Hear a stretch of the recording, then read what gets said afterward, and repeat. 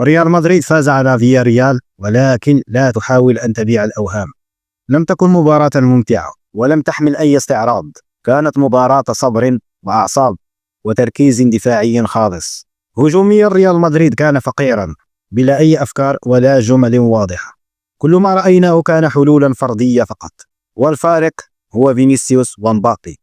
لقطة واحدة من فينيسيوس كسرت المباراة، وخطأ دفاعي استغله مبابي ليحسم النقاط. الدفاع عمل بصمت وتمركز بذكاء، قاموا بسد الزوايا وجعلوا تسديدات فياريال بدون فائدة. لم نشاهد أي تصديات إعجازية من كورتوا، وذلك دليل واضح أن المنظومة الدفاعية كانت حاضرة. أربيلو قام بتصحيح خطئه في الشوط الثاني عندما أبعد مبابي عن الجهة اليسرى، حرر فينيسيوس ورتب الهجوم نسبيا. بسطلطون قدم مباراة لا بأس بها، مقاتل بدون كرة.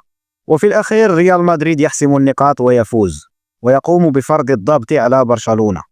ولكن من يقول أن المشاكل قد حلت فهو يخدع نفسه.